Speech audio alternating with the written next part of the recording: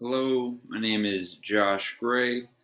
I am a special education teacher at Washington High School in KCK.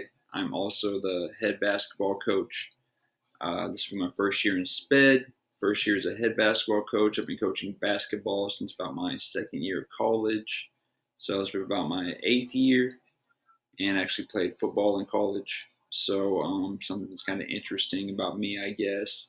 I'm a bit of a numbers nerd, not just with the sports stats, but kind of business stats, anything along those lines. Also have a dry sense of humor, very sarcastic, big goofball. Have the most fun cracking jokes with the kids and form my relationships that way mostly. So it's a little bit about me as an educator and just kind of as a brief outline of a person.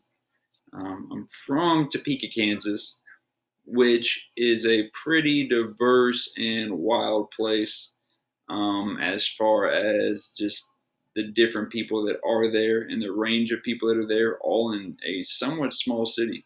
So the further I get away from it, the more I realize that it is a very interesting place and prepared me to be around a lot of different environments. So went to different colleges, played at Fort Scott and Baker, ended up finishing back home in Washburn, in Topeka, and then I've been in KCK here. This will be my third year overall. So getting towards the content here. So why do politics influence schools but don't move leaders necessarily? Um, in my opinion, politics is mostly just its talking points the politicians say.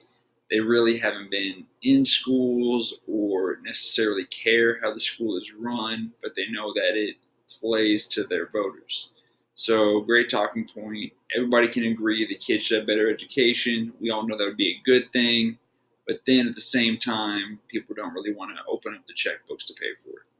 So, um, political changes are universal as far as they're looking to address the whole picture all at once. And as educators, we know that education is individualized. There are many differences within. There, of course, are similarities, but painting with broad strokes will miss a lot of kids. That's a big problem. And then school leaders have to use their experience um, to know what is best in order for them to use. So standards focus on outcomes. I really have a problem with this. I struggle with this on a daily basis. I believe that everything is process based, especially as a coach. I don't really care if the shot goes in. If you threw it up backwards from half court, we shouldn't shoot that shot. If you miss a great shot over and over again, sometimes that happens. I would much rather focus on doing the right things for kids and maybe that the outcomes aren't what we want to see. Maybe there are other factors at play. From my experience in Wyandotte County, where many of the schools have kids that are underneath their achievement level on the state testing scores, I know how talented these kids are, and I've seen them do many different things. But taking a multiple choice assessment is just not in their strengths, and they're just judged by that one thing. And I think that that's honestly a travesty. So to move on, why standards have evolved a call for action from school leaders. They weren't seeing enough actions, the politicians weren't, and they wanted to make sure that they were the ones that was tough on education as far as having something change. And as we know, change is not always good. Things can always get worse. And in education, with the changes, they typically have been. I try not to be as pessimistic about it, but the more power they take away from the teachers and from the administrators, generally, the more out of control it gets.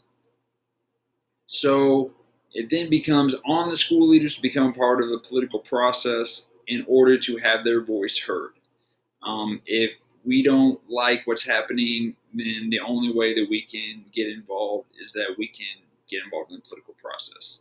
They have to listen to us, especially underrepresented communities, which I see the school curriculum is not made with my kids in mind.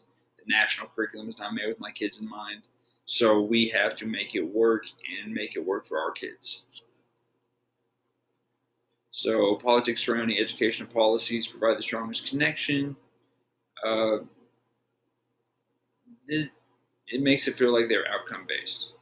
When it comes down to how the leader appears to be doing, rather than maybe how the stakeholders feel that that leader is doing. So that's quite the disconnect, where people from the outside looking in may have a positive outlook, and people inside that are dealing with it may not. There's a lot of gray area in that, of course, but I believe that it's kind of doing things backwards from how the most effective process would be. So, my personal and professional thoughts about politics and the decision making process. I think there are a lot of people that have their hand in education that don't really have the expertise, but not only the expertise, the interest in really fixing it. They want to see maybe one aspect change and then ignore the other aspects that change because of that one aspect, and then the dominoes fall where they fall.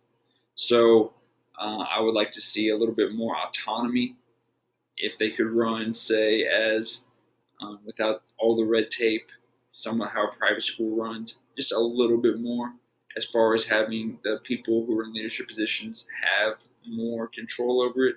I think that we would see better results. And here are the standards that I used. Thank you.